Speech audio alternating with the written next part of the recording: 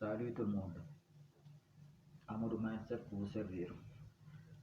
Aujourd'hui, je voudrais parler des fraudeurs, des escrocs et des arnaqueurs qui en veulent à notre argent.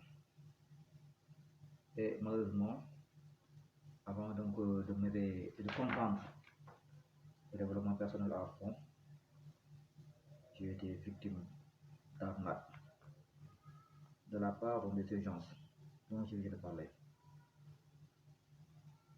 À mon avis, les ennemis les plus dangereux qui se dressent sur la route de tout aspirant à l'enrichissement restent les fraudeurs ou les escrocs. Malheureusement,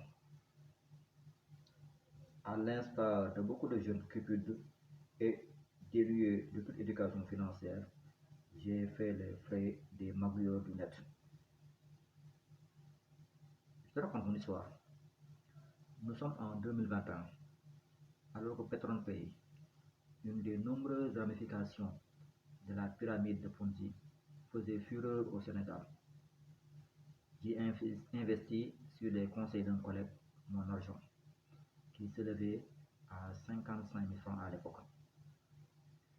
Le collègue en question, qui avait misé toutes ses économies annuelles, qui s'élevaient à des centaines de mille,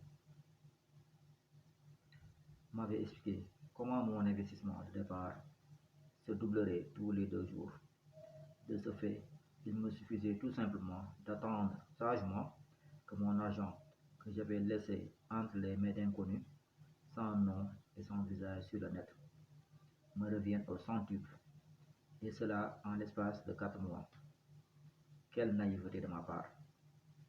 Alors que 4 mois après mon premier investissement, le cœur rempli d'espoir et de joie, lorsque je me rendis à un autre service de la place pour récupérer mes 6 millions de francs CFA, je fus très surpris de me voir expliquer par le gérant du multiservice que l'application PetronPay ne fonctionnait plus et que cela n'avait été qu'une supercherie bien ficelée par des gens passés maîtres dans l'art de l'escroquerie et qui avaient filé en douce.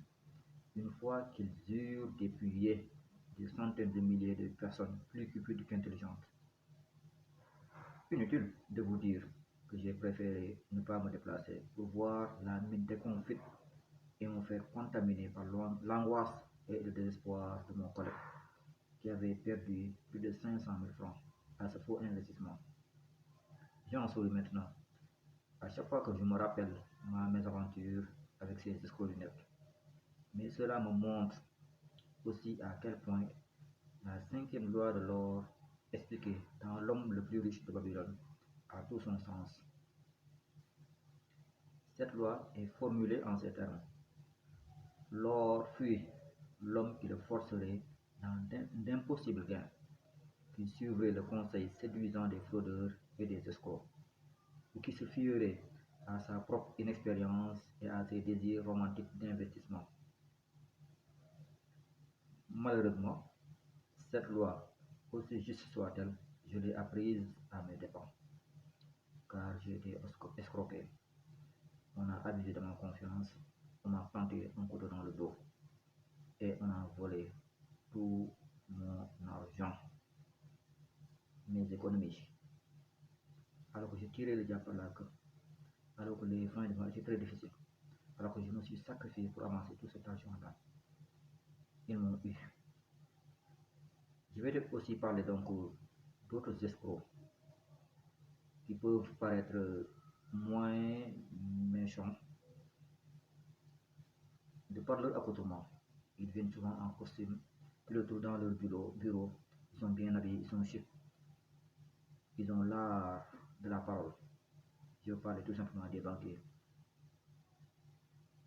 Car parmi les gens qui veulent constamment plonger leurs mains dans tes poches et récupérer ton argent, figurent en bonne place les banquiers. Tu dois savoir que les banques et les organismes de crédit ne sont pas forcément tes amis.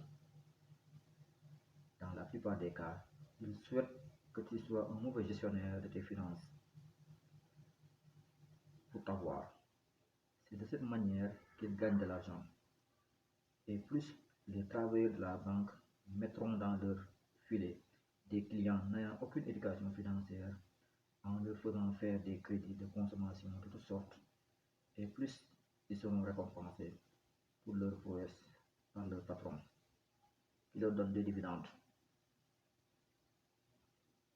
Donc, n'ayons pas peur d'obtempérer un refus catégorique face aux nombreux solliciteurs qui pullulent de partout, ces magouilleurs qui veulent nous dépouiller de notre bien, ces escrocs, ces truands, qu'on les chasse.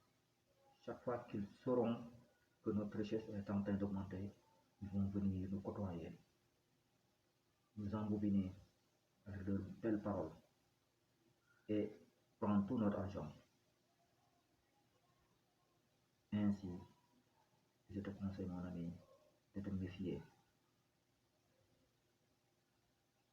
de rester sur tes gardes, de ne pas leur faire confiance, de ne pas leur donner ton argent,